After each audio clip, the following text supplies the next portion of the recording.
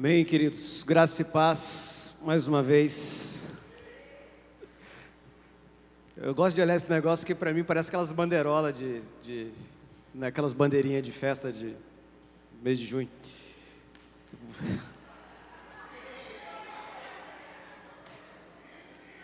O segredo para você sair bonito no Instagram é isso, ó, você para, dá uma olhada pro cara. Aquela coquinha depois está garantida. Irmãos, bênção demais final de semana com os adolescentes lá. Graças a Deus o Senhor fez grandes coisas. Teve uma equipe muito empenhada nisso, a equipe de adolescentes, pastor Edson liderando, então, debaixo de oração, jejum da igreja, dos pais. Então, claro que nada disso é por acaso, amém? Isso foi gerado, foi semeado, e não foi agora, não foi só nesse jejum, fazem anos que o pastor Edson está nessa liderança. Então, começa a haver colheitas já de um processo que vai ainda ter colheitas muito maiores à medida em que o tempo vai avançando, amém? Graças a Deus por isso, e vamos nessa noite meditar na palavra do Senhor, sobre um assunto. Eu dei o nome de O Resgate do Éden. Pode passar aí até para a gente ver se vai funcionar, depois o PowerPoint. O tema, O Resgate do Éden. E eu quero, logicamente, falar alguma coisa sobre o Jardim do Éden, que vai estar envolvido. Mas nós vamos começar no Jardim do Éden, vamos até Jesus, falando um pouquinho sobre o plano de Deus, o plano da redenção, o plano da salvação, né? Porque tudo o que envolve a humanidade, no final das contas, está dentro desse plano, né? Toda a humanidade, enfim, as nossas conquistas, as nossas evoluções como seres humanos, tudo isso está dentro desse plano de Deus, que percorre gerações, milênios, continentes, línguas, povos, e ele continua em operação, em andamento, até que o propósito dele se cumpra plenamente, né? O Senhor deseja de fato que o povo, o ser humano, né? Não, aí eu não vou limitar a um povo de Israel, a igreja, não, mas o ser humano ou a humanidade, ela fique parecida e semelhante a Ele, e vai chegar um tempo sobre a face dessa terra que isso vai acontecer, num lugar ou no espaço de tempo chamado o reino de Jesus ou o milênio. Nós vamos ver a terra transformada, nós vamos ver a terra redimida, a natureza inclusive redimida, e nós vamos ver a natureza sendo como ela deveria ter sido, ou a natureza sendo de novo como ela era no Jardim do Éden, lá no início da criação. Então, dentro disso, tudo o que nós fazemos, tudo o que nós passamos, está dentro do plano da redenção do Senhor. Mas, para falar sobre o resgate do Éden, vamos falar sobre alguns aspectos que justamente têm a ver com questões históricas, e elas são bastante importantes. Primeira coisa que tem que ficar claro e objetivo para nós: a queda do homem, ou melhor, o homem cair em pecado, Adão e Eva comerem aquela fruta e o pecado entrar no mundo, é algo histórico, é algo literal. Nós estudamos a Bíblia e lemos ela de uma maneira literal na maior parte do tempo. E isso é uma regra para nós de interpretação bíblica, tá? E isso é importante dizer porque, primeiro, na maior parte do tempo, tem passagens que ela é figurada porque elas são parábolas, tem passagens que elas foram escritas para ser ilustrações, mas a maior parte do contexto ele é histórico. Então, de fato, aconteceu como a Bíblia diz que aconteceu. Então, quando eu olho e leio Gênesis, eu tenho que pensar que a queda do homem foi real. Eu não estou criando uma história, como se fosse um homem e uma mulher num jardim bonito. Não, não é como, foi. Existiu Adão, existiu Eva, e a humanidade descende dessas duas pessoas, e aconteceu a queda naquele jardim. Isso é histórico. Se a gente pegasse isso como uma alegoria, um mito, uma ilustração, a gente vai se perder. Na verdade, nós podemos cair no erro de contradizer as escrituras ou até criar uma heresia, se a gente achar que foi algo mais ou menos assim, foi só uma ilustração. Deus estava contando só um jeito diferente para ilustrar. Não, aconteceu assim. Houve Adão, houve Eva, houve um jardim, houve aquela situação toda do pecado como ela é descrita. O Novo Testamento, inclusive, ele vai ratificar isso, ele vai confirmar, ele vai atestar, os apóstolos vão, principalmente o apóstolo Paulo, vai trazer esse assunto de volta, vai falar de novo sobre essa situação, e ele vai trazer essa situação do Jardim do Éden justamente para dizer, olha, como aconteceu no Éden, assim está acontecendo agora com Jesus. Só que lá tinha um Adão que trouxe o pecado, agora tem um outro Adão, um segundo Adão que está trazendo salvação.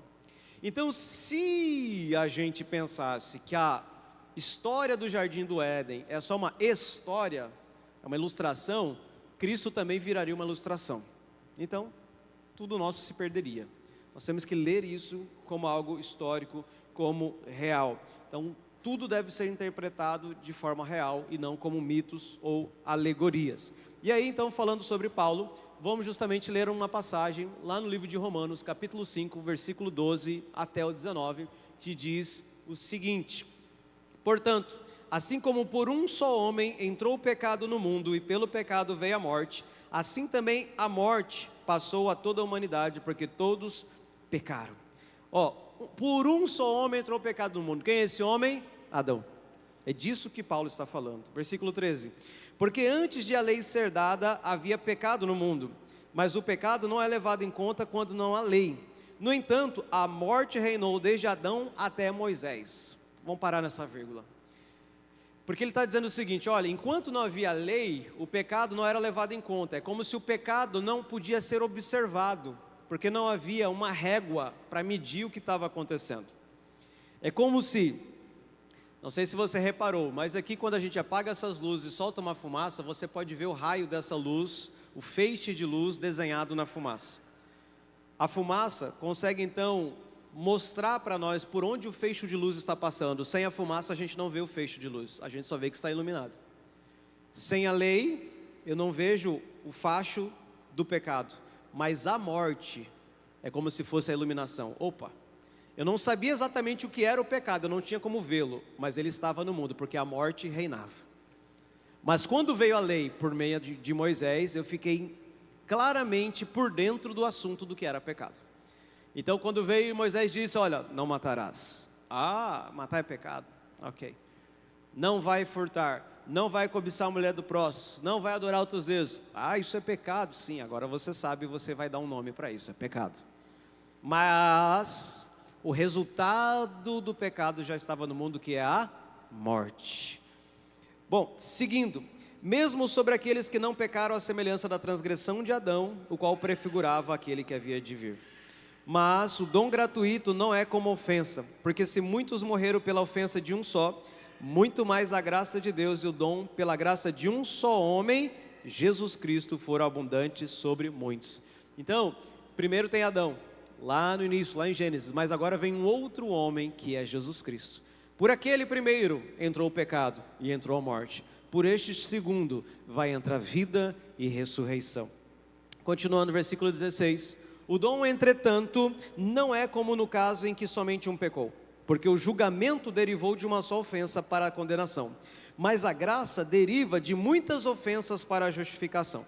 Se a morte reinou pela ofensa de um, e por meio de um só, muito mais os que recebem a abundância da graça e o dom da justiça reinarão em vida por meio de um só, a saber, Jesus Cristo.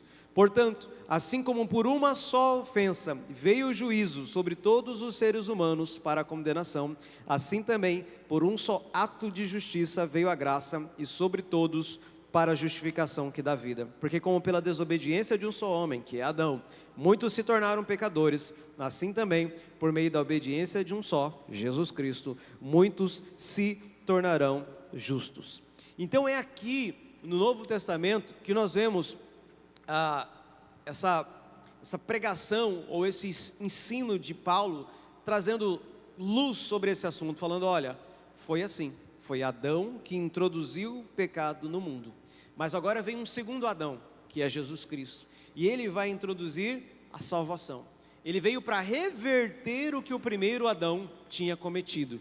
Ele veio para trazer uma solução para o pecado que tinha entrado no mundo por meio de Adão. E, infelizmente, entrou por meio de Adão, mas passou para todos os seres humanos. Por isso que todos acabam morrendo. E esse era o sinal, Paulo estava deixando bem claro, falar, olha, o que mostra que o pecado estava no mundo é que todos morreram, porque isso é o salário do pecado. Mas vamos voltar um pouco antes de discutir esse assunto e vamos pensar sobre como aconteceu a queda do homem, lendo o texto lá de Gênesis. Gênesis no capítulo 3, a partir do versículo 1 diz: mas a serpente, mais astuta que todos os animais selvagens que o Senhor Deus tinha feito, disse à mulher. Bom, aí a gente começa a ter que crer com fé. A serpente falava. Então, você precisa acreditar nisso. A serpente falava. Hoje em dia não fala mais. Alguma coisa aconteceu, obviamente, com a queda do homem, o pecado no mundo, a natureza foi completamente afetada. Mas naquela época, o animal, pelo menos a serpente, podia falar. Então não ficou muito estranho não, quando a serpente chegou para conversar com Eva. E aí a serpente vai falar: é verdade que Deus disse, não comam do fruto de nenhuma árvore do jardim? A mulher respondeu à serpente: do fruto das árvores do jardim podemos comer, mas do fruto da árvore que está no meio do jardim, Deus disse, vocês não devem comer dele, nem tocar nele, para que não venham a morrer. Então a serpente disse à mulher: é certo que vocês não morrerão, porque Deus sabe que no dia em que dele comerem, os olhos de vocês se abrirão, e como Deus, vocês serão conhecedores do bem e do mal. Vendo a mulher que a árvore era boa para se comer, agradável aos olhos, e árvore desejável para dar entendimento, tomou do seu fruto e comeu, e deu também ao marido, e ele comeu. Então os olhos de ambos se abriram, e percebendo que estavam nus, costuraram folhas de figueira, e fizeram cintas para si. O que acontece? Aqui nós temos inclusive um padrão, nós vamos pensar nele um pouco mais adiante, mas é um padrão que se repete na vida de todo ser humano com respeito a cometer um pecado. Mas vamos só pensar por enquanto no cenário, nos personagens. Estamos ainda no Jardim do Éden, Deus tinha criado todas as coisas, criado o homem, criado a mulher, e nesse tempo, quando Adão e Eva estavam habitando no Jardim do Éden, vivendo por algum tempo, a gente não sabe, não tem nem como saber quanto tempo eles habitaram no Jardim do Éden antes de cometer o pecado. Mas chegou um belo dia que a serpente endemoniada, literalmente, podemos falar até que ela estava endiabrada, porque foi o chefão que foi lá para fazer o esquema acontecer, falou com Eva e trouxe uma mensagem para Eva, que para Eva foi tão atraente que ela acabou caindo na conversa. As palavras da serpente produziram em Eva o que a serpente queria, mas infelizmente traz um caos para todo o restante da humanidade, toda a história da humanidade até hoje. E Eva, depois de ter comido, vai e entrega para Adão. A passagem em si não é clara onde Adão estava, se ele estava do lado, se ele não estava, e aí cada um vem com uma ideia, uma suposição. Na minha suposição, Adão estava perto. Adão escutou a conversa. Na minha suposição, ele estava por ali porque Eva não teve que explicar muita coisa, ele já sabia o que estava acontecendo e ele simplesmente comeu. Porque ele não tem nenhum desgaste com Eva, ele não conversa com Eva, ele não pergunta nada, ele simplesmente pega e come. Para mim, ele estava junto. Mas é minha suposição, não vai mudar em nada do que aconteceu, nem mudaria nenhuma doutrina estabelecida sobre o assunto do pecado original. Mas o fato é, a mulher come, o homem come, e há uma consequência rápida, eles têm os olhos abertos. Eles estavam cegos? Não. É que a percepção deles sobre tudo que existe acabou de mudar. Sobre tudo que existe, sobre a natureza, sobre eles mesmos, a visão deles sobre eles mesmos mudou. Olha como isso é bastante sério. Vamos trazer um pouco para os nossos dias. Essa semana eu ainda estava... essa semana eu preguei tanto. Eu preguei segunda de manhã, preguei segunda à noite, aí eu preguei sábado no encontro, preguei hoje no encontro, estou pregando agora de novo. Mas na segunda noite eu estava com um grupo, eu estava pregando, e eu estava falando sobre inteligência emocional. E estávamos ali falando sobre esse assunto de como a nossa emoção, ela pode mexer com os negócios. Era um grupo de empresários. Então, tudo que está na sua mente, nas suas emoções, seus sentimentos, pode trazer ou avanço ou retardo dos seus próprios negócios, da sua empresa ou do seu emprego, por aí vai. Naquela situação, na segunda-feira, estava dando algumas ferramentas de como você pode melhorar como você pensa, inclusive sobre você mesmo. Como o assunto era inteligência emocional, era como controlar as emoções. Mas isso aqui, dentro do Jardim do Éden, bem claro. Como ele se enxergava, era a inocência. Mas quando ele come da árvore, do fruto, e como ele se enxerga, já não existe mais inocência. Sabe, quando você olha para uma pessoa e ele era seu amigo e você confiava nele, mas um dia ele pisou na bola, você começa a enxergar ele a partir daquele momento em diante de outra forma. É a mesma pessoa, mas agora você desconfia. Para você o jeito que ele falava antes era normal, agora o jeito que ele fala daquele momento em diante da traição, de como ele te apunhalou pelas costas, de como ele deixou de cumprir um combinado, você começa a olhar a mesma fala, a mesma frase com desconfiança. Muda a percepção. Sobre nós mesmos, a nossa vida ela acaba muitas vezes sendo afetada, até pelo que os outros falaram para nós. Se lá na tua infância, falaram para você que você não conseguia, isso pode ter ficado tão dentro da sua mente que você cresceu com um bloqueio nessa área achando que você não consegue. E você nem sabe o porquê. É porque você aproveitou uma sugestão que te passaram tantas vezes que você ficou acreditando que é uma realidade. E você só vai descobrir se isso está dentro de você se você parar um tempo, estudar você mesmo, olhar para si, ter uma autoconsciência para entender o que está acontecendo com você. Um exemplo ainda, mais na infância ainda, agora vamos falar de recém-nascidos. Quantos cantaram aquelas musiquinhas de ninar para criança, que são as piores, que são as mais abomináveis. Eu não vou nem falar do lance espiritual, eu vou falar do lance mental. A musiquinha diz: dorme neném, que a cuca vem pegar. O papai foi para a roça, papai saiu, papai foi embora, papai não vai estar presente, mamãe também não vai estar presente. E na hora que você dormir, é quando a cuca vai te pegar. Porque a música não fala dorme neném para a cuca não te pegar, ela fala dorme que a cuca vem. A música não tem escapatória, é a pior de todas para mim. Ela não existe escapatória dessa música. Você induz a criança a pensar que no sono dela alguma coisa vai pegar ela.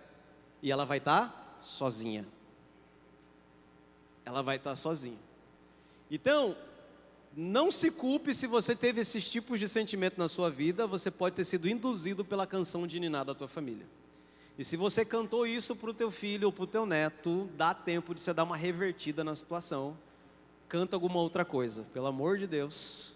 E desconstrói o que você talvez construiu na cabeça de uma criança. Mas isso é percepção, isso é visão. Agora o pecado é pior do que tudo isso que eu estou te falando. Porque o pecado realmente acabou com uma imagem. Ele desfez uma imagem que existia, que era essa imagem mais da semelhança do homem, mais parecido com Deus. E agora ele desfigura o homem, de tal forma que a própria nudez ela é vista como algo ruim, negativo. E ela continua negativa até hoje, porque enquanto nós não formos completamente transformados, isso não vai parar de ser assim. Então não adianta, a gente agora vai voltar para o naturalismo, vamos para uma praia, todo mundo vai tirar roupa. Esquece, não existe mais inocência. Nada que você faça vai poder recuperar isso, porque isso é uma questão que está lá enraizada no pecado original. E não tem nem um psicólogo para ajudar a gente nessas situações tão profundas, porque o pecado é muito mais profundo do que esses problemas na alma que eu acabei de citar. Mas vamos pensar, ou vamos refletir aqui sobre um processo do pecado baseado na conversa da serpente com Eva. Primeira coisa, temos 4 etapas. Primeira coisa é que, para que a pessoa caia no pecado, a curiosidade dela é despertada, ou até mesmo desconfiança. Qual que foi a curiosidade que a serpente traz para Eva, ou a desconfiança que a serpente joga na conversa? Deus falou que vocês não podem comer de nenhuma árvore do jardim? Olha a pergunta bastante interessante. Deus tinha falado isso? Não. Mas a serpente, ou melhor, o diabo sabia? Obviamente que ele sabia o que Deus tinha falado. Mas ele transforma a pergunta de um jeito a captar uma resposta, e quando Eva responde, ela responde ruim, ela responde de uma maneira errada. Mas o que a serpente queria de início era simplesmente despertar curiosidade ou desconfiança. Porque no fundo essa pergunta está dizendo, por trás dessa pergunta, ei, não pode comer nenhuma árvore do jardim? Por trás dessa pergunta, a pergunta real é, por que Deus não deixa você comer daquela árvore? O que tem naquela árvore que você não pode comer? Qual é o perigo para Deus de você comer aquela árvore? Isso era o que estava por detrás da pergunta. Então a curiosidade foi despertada. E assim muitas vezes o pecado na sua vida começa com uma leve curiosidade, uma leve desconfiança, é alguma coisa para você ver, para você ouvir, para onde você vai, para você ler, e pode ser assim que vai começar. No segundo momento, a dúvida é gerada.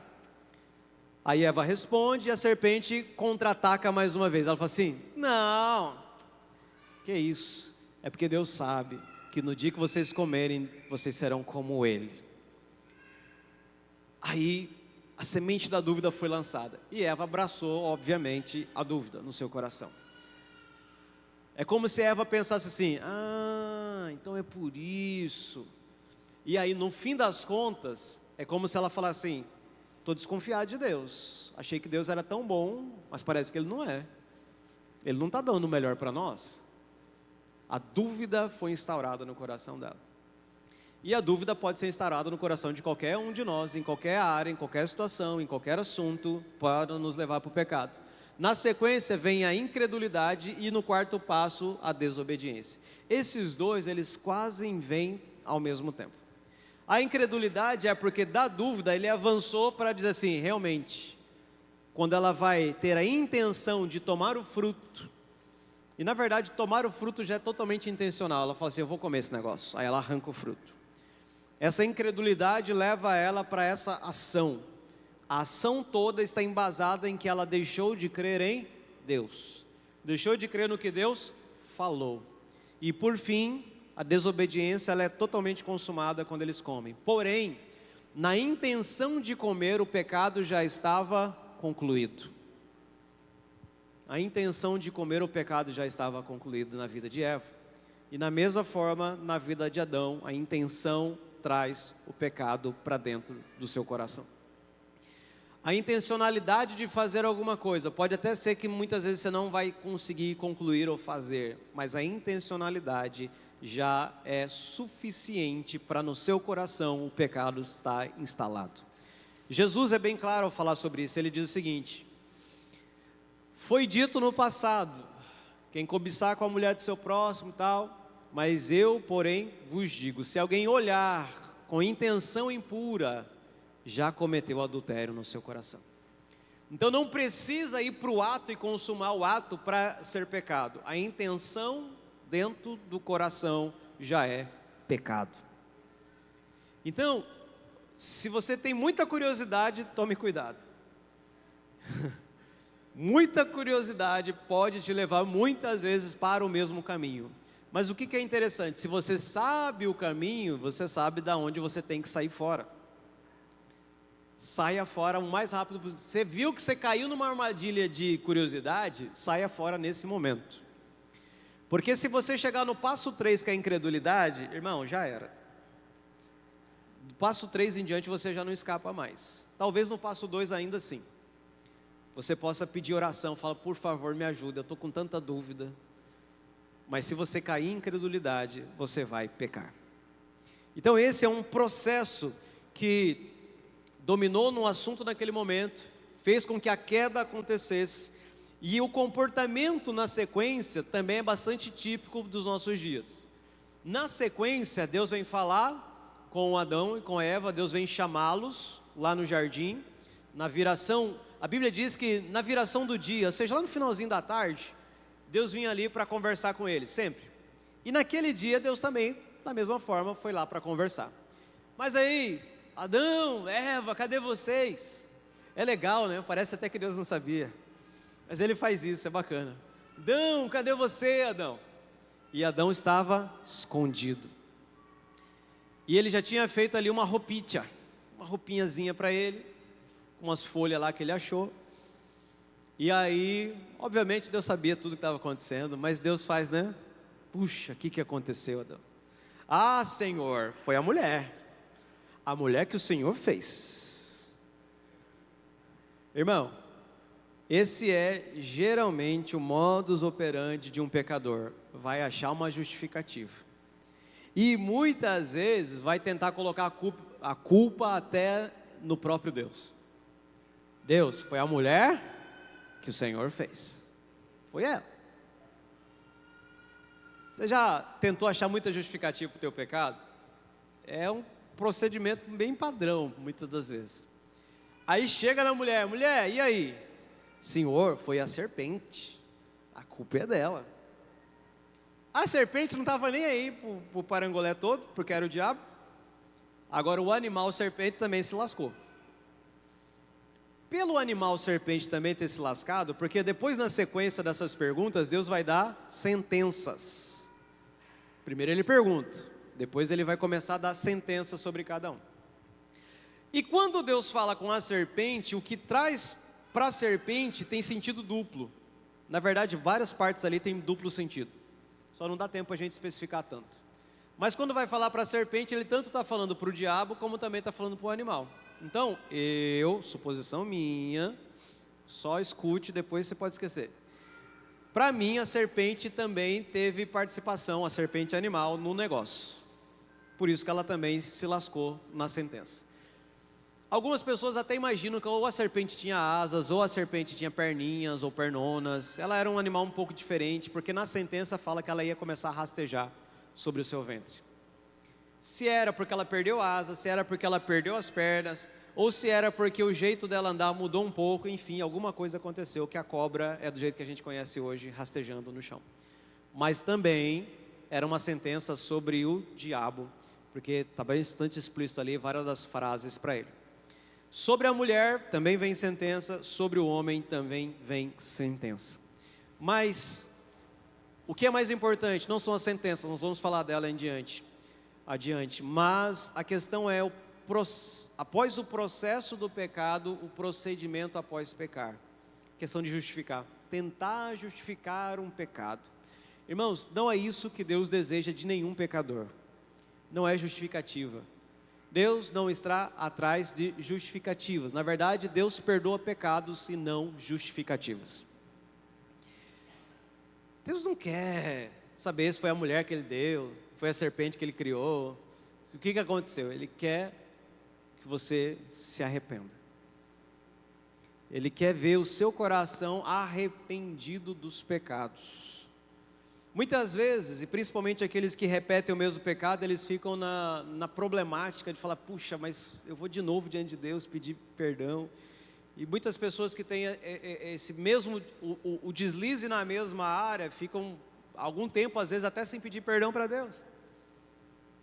Porque é como se, eu não sei nem mais o que justificar. Cara, não é para justificar.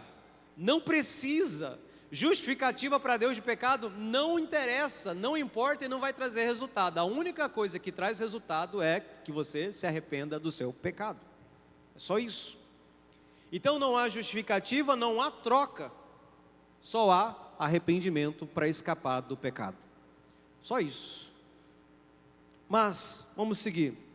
No segundo ponto, o que acontece nessa sentença? Bom, 4 coisas ali para nós exemplificarmos. Primeiro, a morte, ela seria uma realidade a partir daquele momento. Quando Deus fala com Adão, Ele vai falar assim, você é o pó e ao pó vai voltar. Já lemos no livro de Romanos, Paulo dizendo, olha, o pecado reinou desde Adão até Moisés, porque nós vimos que as pessoas morreram. Então, a morte, como nós conhecemos hoje, ela não era para existir, mas ela entrou na carona do pecado no mundo.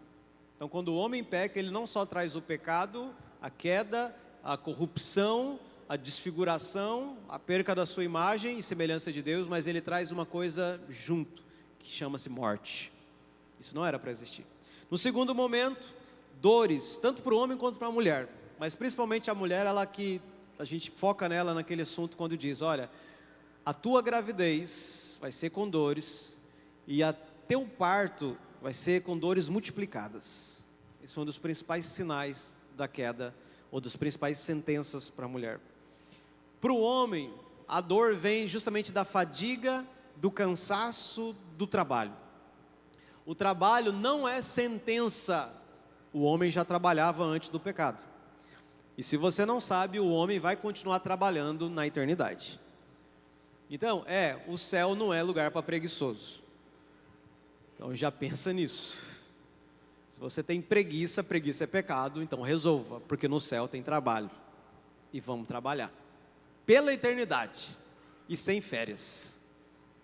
Porque é melhor ainda. Porque nós vamos descobrir o trabalho sem o pecado. É isso que é o negócio, irmão. A gente nem tem ideia do que é o trabalho sem pecado. É por isso que eu não preciso de férias. É como se o trabalho fosse as férias. É tudo mesma coisa, uma coisa meio que junta, sabe? É impressionante.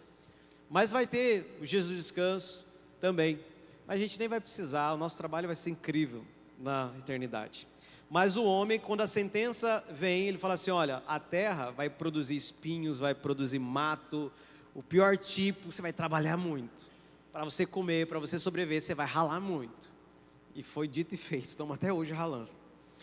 E por fim, e a pior, é que os dois seriam banidos da presença de Deus.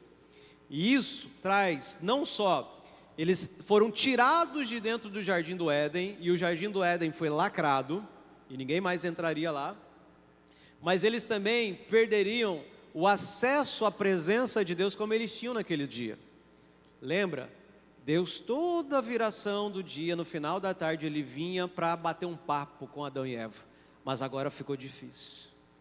Talvez você mesmo, meu irmão ou irmã que está aqui na igreja, você fala assim, puxa, eu queria ouvir a voz de Deus. E você está um tempo buscando a Jesus, lendo a Bíblia, ainda assim está com dificuldade. Porque o acesso à presença dele ficou mais difícil. Principalmente para aquele que nem conhece a Jesus, aí sim, não tem. Mas você conhece a Jesus ainda assim, o teu dia a dia, o teu trabalho, o teu cansaço. Às vezes eu estou escorregado num pecadinho daqui, um pecadinho de lá, vai dificultar teu acesso à presença. Mas a boa notícia é que lá no futuro nós vamos ter de novo o acesso completo e total à presença dele. Bom, esse ciclo, de pecado, aquele processo todo que leva ali ao erro, nós precisamos lembrar dele. Porque também essa sentença, ela aconteceu ali no início em Gênesis, aconteceu.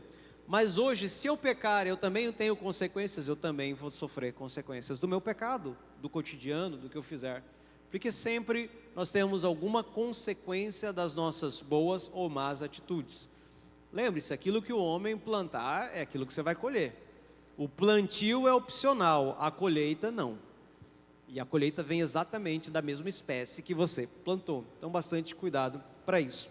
Bom, o homem foi criado, Adão e Eva, como um ser completamente moral, com a sua total capacidade de escolher. Eles fizeram aquelas escolhas, por isso eles tiveram aquelas consequências que acabou passando para toda a humanidade. E é onde nós entramos no terceiro ponto. A queda do homem e os seus efeitos para toda a humanidade. De maneira geral, a queda do homem, ela é vista como uma ruptura do relacionamento de Deus com o homem. Dentro da história da igreja, começando com alguns dos pais da igreja, eu quero trazer para você o entendimento geral do que foi a queda original ou o pecado original de Adão e Eva e como isso afetou e nos afastou de Deus. Mas a boa notícia sempre é que Cristo resolveu tudo isso pela cruz, como nós já lemos o que o apóstolo Paulo disse. Mas trazendo o entendimento de Agostinho, nós chamamos ele de Santo Agostinho, um dos primeiros pais da igreja ali, depois do terceiro século. Ele entendia ele deu um nome, na verdade, de pecado original.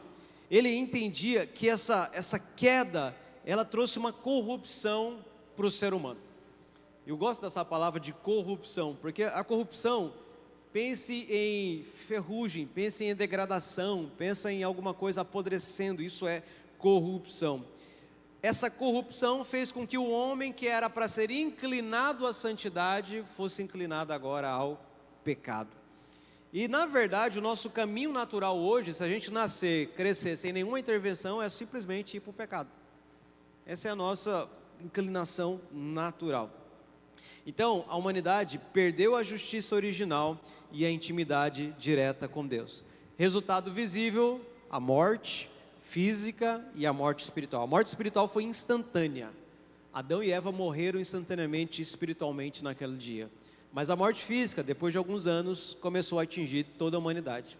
E à medida que os anos se passaram, a morte, o tempo de vida físico foi cada vez ficando menor, até que a gente se ajustou aí nessa faixa agora que nós estamos de 100 anos na média, né? Na verdade, se a gente pegar a média de cada país, muda, né?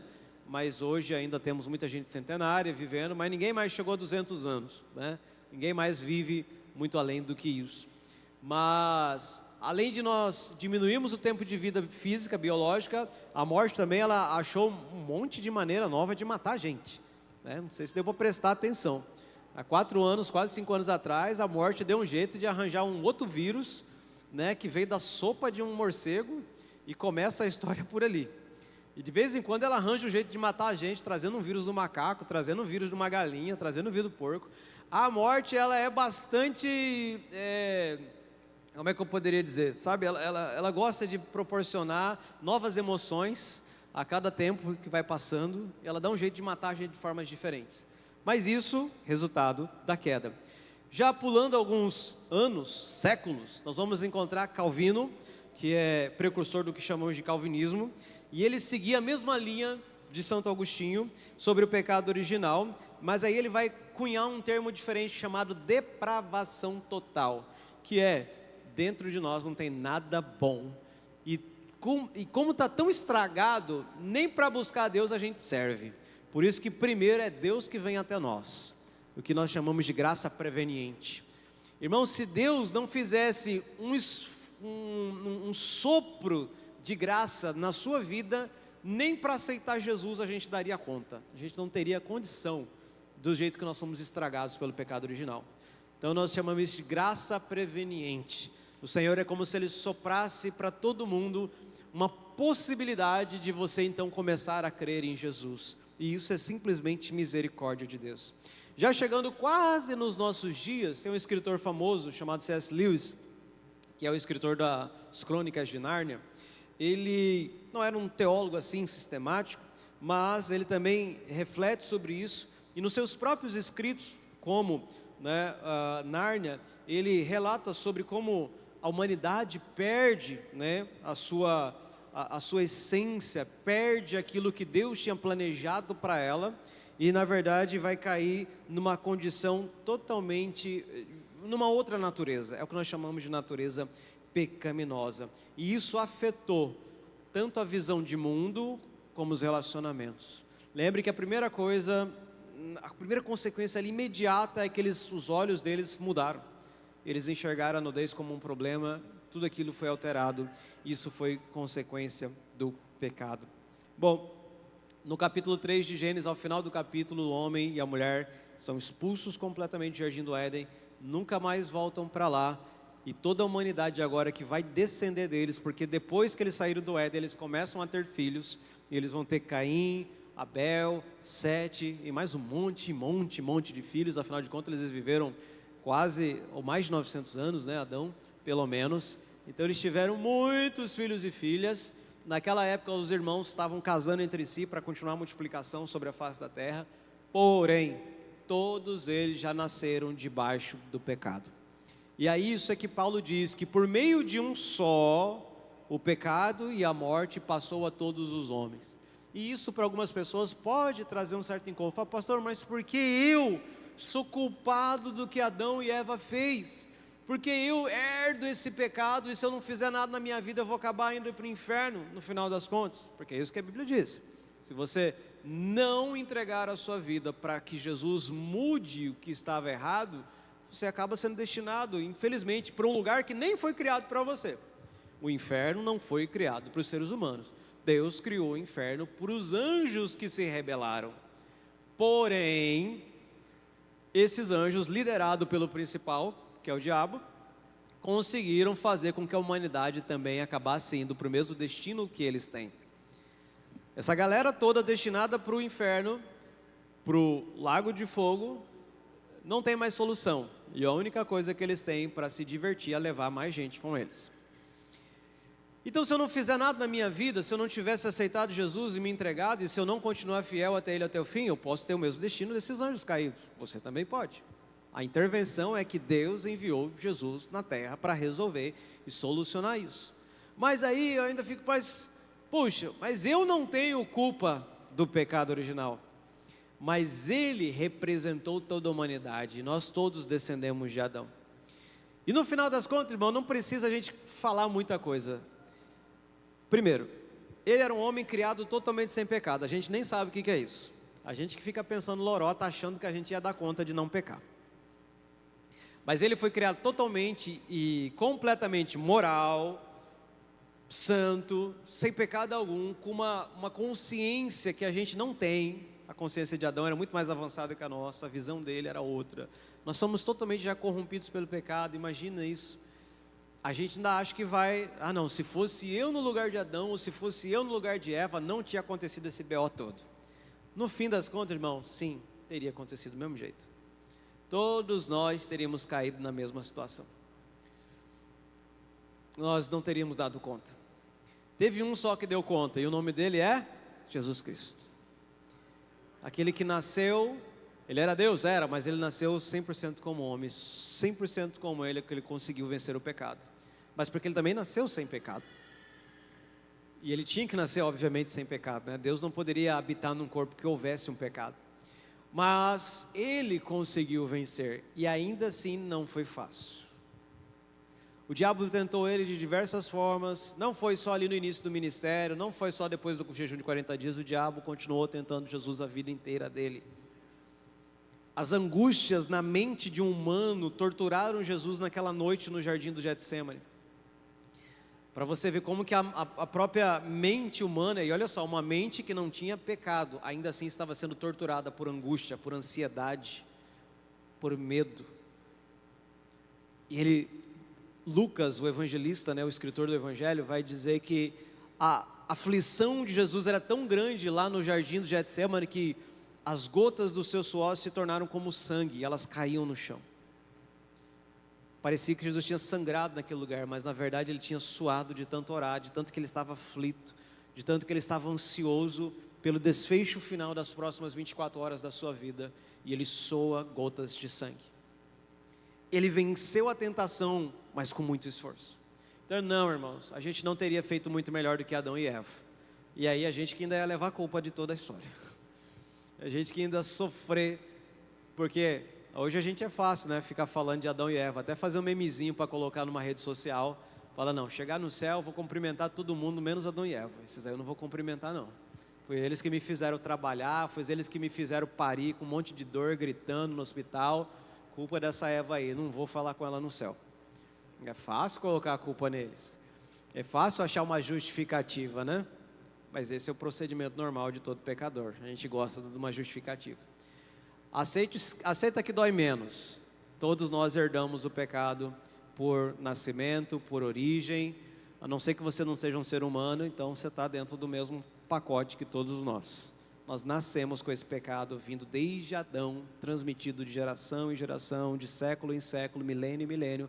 E estamos aqui, não é para culpar ninguém, não é para achar um culpado, porque nós já sabemos o que aconteceu, é histórico, mas estamos aqui para aproveitar a solução que Jesus conquistou para nós na cruz. Então nosso foco não é o pecado, nosso foco é o Salvador dos nossos pecados, que é Jesus Cristo de Nazaré. Então, apesar de todo homem nascer contaminado pelos pecados, mas nós precisamos entender que Cristo veio para nos resgatar. E aí, quero partir já para o ponto final. Cristo resgata tudo aquilo que foi perdido no Éden. Vamos ler alguns versículos. João, no capítulo 4, versículo 24 diz: em verdade lhes digo, quem ouve a minha palavra e crê naquele que me enviou, tem vida eterna. Não entre em juízo, mas passou da morte para a vida. Então, dentro das sentenças, a primeira era que a morte passaria a existir, e ela atingiu toda a humanidade, mas quando Jesus vem, ele vem para reverter a morte espiritual e física. Porque, primeiro, quando você e eu, nós aceitamos Jesus como Salvador, a Bíblia descreve que nós estamos nascendo de novo. O próprio Jesus, numa conversa com Nicodemos, vai explicar para isso. Ele fala assim, necessário é nascer de novo. Nicodemos fica sem entender, fala, mas o que é isso, Jesus? Né? Nicodemos estava com uma visão humana, natural, fala assim, não, mas eu vou entrar no ventre da minha mãe, não dá. Aí Jesus vai tentar explicar para ele um pouco melhor, fala, não, eu estou falando de coisas espirituais, eu estou falando de outra coisa, você vai nascer de novo, vai haver uma religação da sua comunhão com Deus, e você vai se tornar um filho de Deus, pelo novo nascimento que é espiritual. E como isso se dá? Se eu entendo que o sacrifício de Jesus na cruz foi por mim, para carregar os meus pecados, eu aceito a morte dele para começar a viver a vida dele, e ele se torna o Senhor da minha vida, ele também se torna então o Salvador da minha vida. E ao me salvar, a palavra de Deus diz que o Espírito dele é enviado para habitar no meu espírito, e o meu espírito então vai ter uma mudança, e isso é um novo nascimento, porque eu vou ser agora parte da família de Deus, vou ter a mesma identidade restaurada, parte da imagem volta, aquela imagem que foi perdida no Éden, agora vai voltar, e isso é novo nascimento. Então vida espiritual, primeira coisa. E vida física, eu não vou mais morrer? Não, nesse mundo você vai morrer, porque o teu corpo, ele ainda não foi transformado, mas o que Jesus garante é a ressurreição para a vida eterna. Então nós vamos ser ressuscitados, teremos um novo corpo que não morrerá jamais. Então Jesus vem para resolver as duas coisas, apesar de que ainda passaremos pelo processo da morte física, ou aqueles que estiverem vivos quando o Senhor voltar e Ele estiver chamando pelas suas trombetas, você vai ser levado aos céus e vai ter o seu corpo transformado, você também pode estar entre aqueles que vão ver Jesus voltar na terra. Mas então Jesus resolve a primeira coisa que, das sentenças, daquilo que aconteceu no Jardim do Éden, Jesus veio para resolver, e Ele continua a resolver. Lá em Apocalipse 21, 4 e 5 diz, Ele lhes enxugará dos olhos toda lágrima, e já não existirá mais morte, já não haverá luto, nem pranto, nem dor, porque as primeiras coisas passaram. E aquele que estava sentado no trono disse, eis que faço nova todas as coisas, e acrescentou, escreva, porque essas palavras são fiéis e verdadeiras. Aleluia! Vai chegar um tempo que também não teremos mais dores, não teremos mais enfermidade, não teremos mais feridas ou machucaduras, porque também não só não morreremos, mas não sofreremos mais.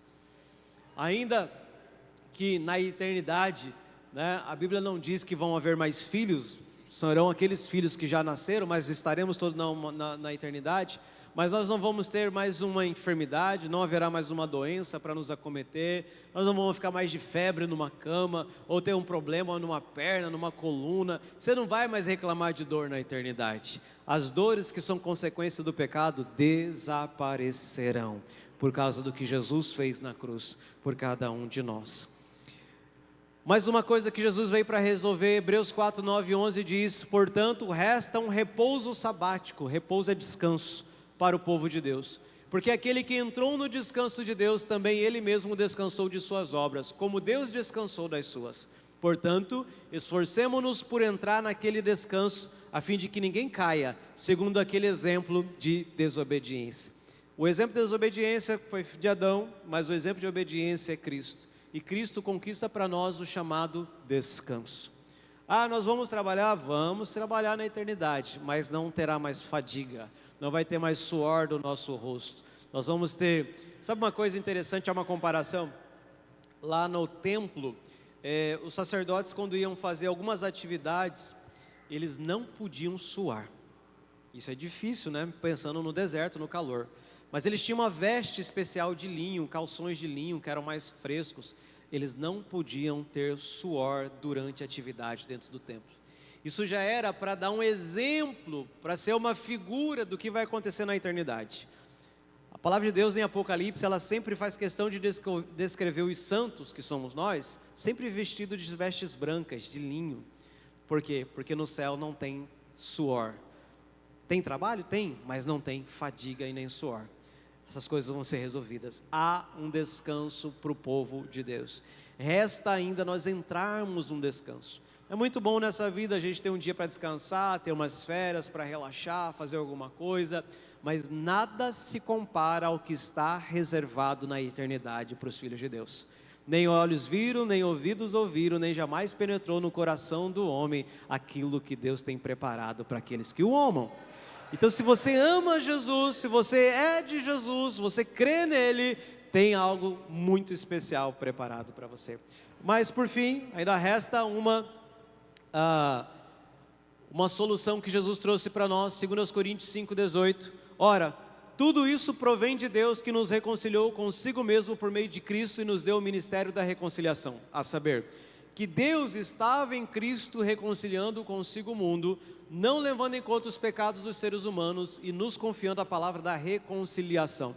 Portanto, somos embaixadores em nome de Cristo, como se Deus exortasse por meio de nós. Em nome de Cristo, pois pedimos que vocês se reconciliem com Deus. Aquele que não conheceu o pecado, Deus o fez pecado por nós, é Jesus, para que nele fôssemos feitos justiça de Deus. Reconciliação, na verdade, trata de nós termos uma religação com a presença de Deus. Isso já é para nós hoje, Ainda que nós temos algumas coisas que tentam nos atrapalhar, mas é possível você estar ligado na presença de Deus aqui nessa terra.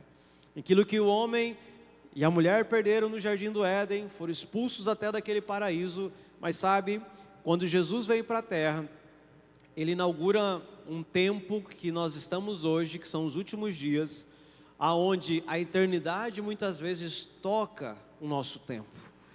E quantas vezes quando essa eternidade toca o nosso tempo, parece que nós estamos em outro lugar, porque nós aproveitamos de um ambiente completamente diferente, o ambiente da presença de Deus. E é impressionante, Ele não pode nos dar muito disso, porque senão a gente seria fulminado.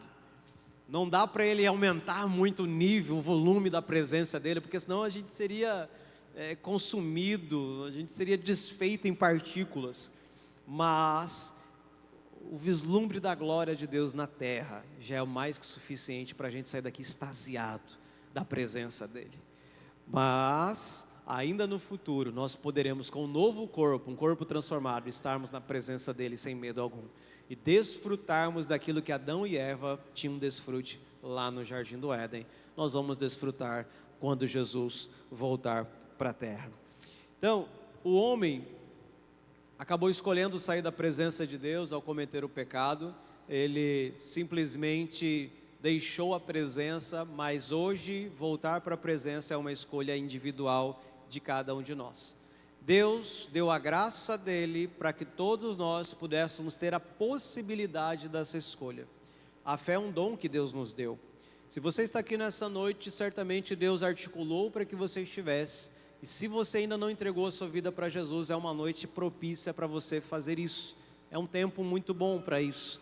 Se você entendeu que sem você querer, até inocentemente, mas você veio com uma carga negativa de Adão, que é o pecado original, mas Cristo veio com tudo que é positivo para desfazer isso na sua vida. Basta que você reconheça Ele, basta que você se entregue a Ele, e você vai ver Cristo mudando essas coisas na sua vida. Cristo resgatando tudo aquilo que foi perdido no Éden, Ele vai resgatar na sua vida de volta.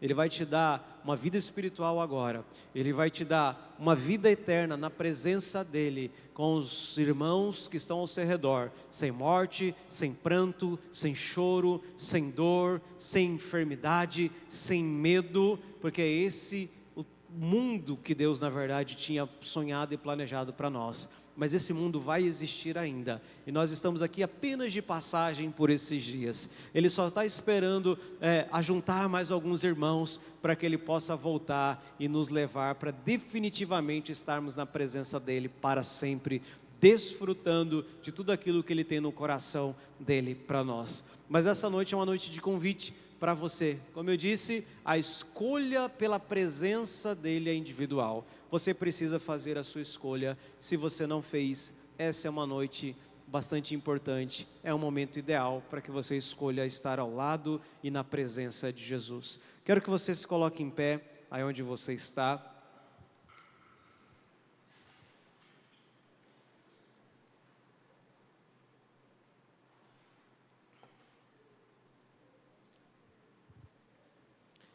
Feche os seus olhos por um instante. A presença dele, ainda que você talvez não é cristão, talvez você não tenha entregado a sua vida para Jesus, não tenha confessado, mas a presença dele é para você nessa noite. Talvez quando você entrou aqui, você sentiu emoções diferentes, novas. Talvez você processou isso como um sentimento, às vezes, de alívio, um sentimento de alegria. Mas, além desses sentimentos, além dessas emoções, o que o Senhor tem para você é salvação. E a salvação vem por uma decisão sua, pela sua escolha individual de voltar à presença de Deus. Pela sua escolha individual de querer viver parte do que o Éden significa ou simboliza. O Éden tem esse simbolismo da inocência, da vida sem pecado, do descanso e da presença. O que de mais importante Jesus já conquistou para nós vivermos nessa terra é o desfrute da sua própria presença. Então aquilo que o homem tinha no Éden, nós podemos ter um pouco agora ainda nessa vida. E se você decidir escolher isso nessa noite, eu quero convidar você por uma decisão a Jesus, por uma decisão a Cristo, de você escolhê-lo como seu Senhor e Salvador, de você se entregar, de você não ter medo dessa decisão, de se tornar um cristão, filho de Deus, filha de Deus. Ah, pastor, mas eu já fui, eu já oro, eu já leio, mas só uma decisão é que transforma a sua vida. Só uma decisão é que traz essa mudança para você. Só uma decisão é que de fato traz o Espírito Santo para dentro da sua vida e transforma o seu destino para um destino completamente novo. E eu quero perguntar nessa noite, alguém no nosso meio que gostaria de entregar a sua vida para Jesus, de aceitar a solução que Ele trouxe na cruz para você? Basta você levantar uma das suas mãos aí onde você está. No lugar onde você está, apenas levante uma das suas mãos como um sinal de que você está entregando a sua vida para Jesus. Alguém vai orar com você onde você está. Mais uma pessoa ali, mais um irmão. Aqui no meio temos uma pessoa, pode orar com ela. Há mais alguém? Levante uma das suas mãos aí onde você estiver. Alguém vai orar. Fique com a mão levantada até alguém chegar até você.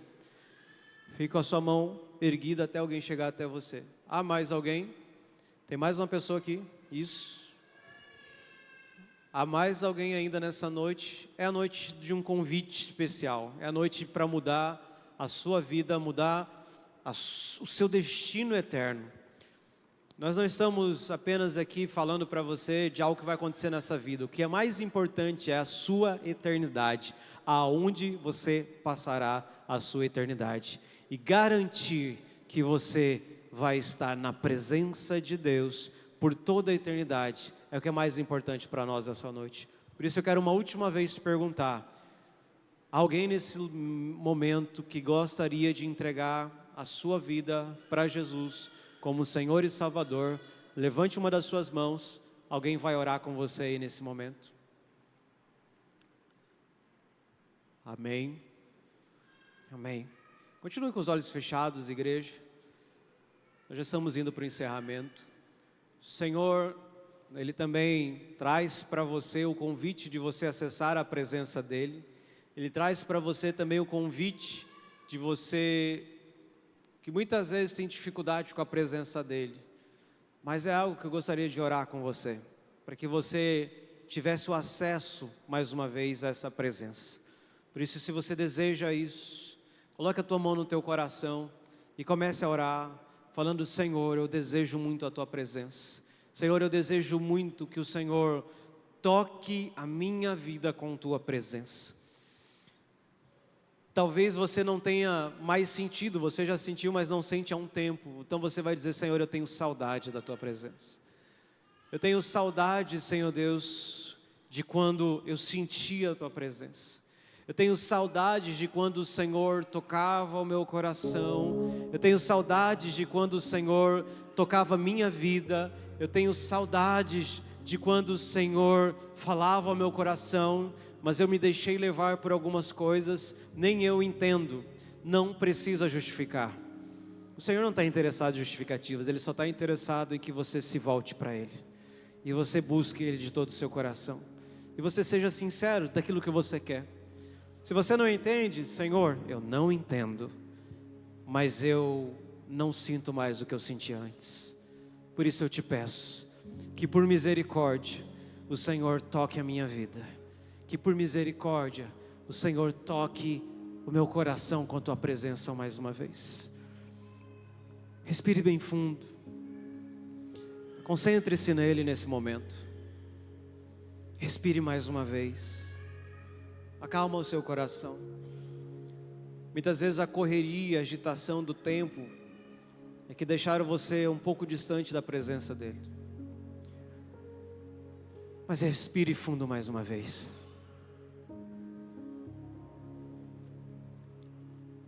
Traga à sua memória o momento quando Ele tocava o seu coração. Traga à sua lembrança dias, momentos, reuniões, numa casa, reuniões num prédio, onde você sentiu a presença dEle.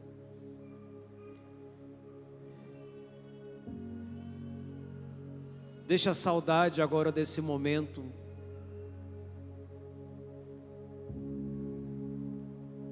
transparecer de você para Ele. Fala: Deus, é desse momento que eu tenho saudade. É desse momento que eu sinto falta, Jesus. Respire fundo. Apenas diga isso para Ele: Senhor, eu não sei o que aconteceu, mas eu me arrependo de ter ido para longe da Tua presença. E eu desejo a Tua presença. Deixa a saudade invadir seu coração. É a saudade por Ele. É a saudade pelo Jesus que te salvou. É a saudade pela voz dEle. É a saudade pela presença dEle. Deixa a saudade invadir o seu coração. E você vai continuar dizendo para Ele: Senhor, eu tenho saudade de Ti. Desejo Tua presença, Senhor. Desejo Tua presença, Senhor.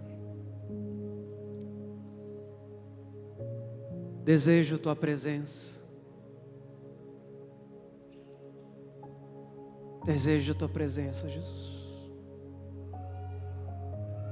Senhor, que o Senhor possa conduzir os nossos irmãos, os meus irmãos, me conduzir, porque eu também desejo mais a Tua presença. Nos conduza nesses dias, Senhor Deus, com essa saudade, a buscarmos o Senhor. Nós escolhemos ter a Tua presença e nós queremos pagar um preço por isso. De Te buscar, de orar, jejuar, de nos encontrarmos contigo em momentos a sós, para desfrutarmos da Tua presença. Espírito Santo, gentilmente nos conduza à presença de Jesus. Gentilmente nos conduza, Senhor Deus, a desfrutarmos daquilo que o jardim proporcionava, tempo de comunhão com Deus. Que o Senhor assim abençoe cada um que está aqui nessa noite, aqueles que tomaram uma decisão, aqueles que se entregaram a Jesus, que possam viver e serem fiéis ao Senhor até o fim. Aqueles que estão com o coração cheio de saudades, que possam queimar e arder por Jesus nessa semana como nunca antes. Senhor, que possa ser mais intenso do que já foi antes, em nome de Jesus. Pai, nós Te agradecemos por essa noite. Obrigado por tudo. Obrigado pela Tua visitação. Obrigado pela Tua palavra. Obrigado pela vida que o Senhor nos deu, pela saúde que o Senhor nos concedeu para nos trazer aqui nessa noite. Nós somos gratos, Senhor Deus, por tudo, e nós louvamos o Teu nome nessa noite. Que o Senhor nos abençoe, conduza em paz cada um para a sua casa, para o seu lar, para onde for, que saiamos aqui debaixo da Tua graça, preenchidos pelo Teu amor, energizados pelo poder do Espírito Santo, em nome de Jesus. Amém, amém e amém, querido. Amém? Você pode dar uma salva de palmas para o Senhor Jesus nessa noite? Amém. Amém. Bem, queridos, dois avisos. Amanhã à noite nós temos reunião de alinhamento. Porque sábado que vem nós já temos mobilização de oração e adoração MOA, que começa às 6 da manhã de sábado até às 18 horas. Então amanhã à noite, reunião de alinhamento 19h30, né? E temos cantina lá atrás.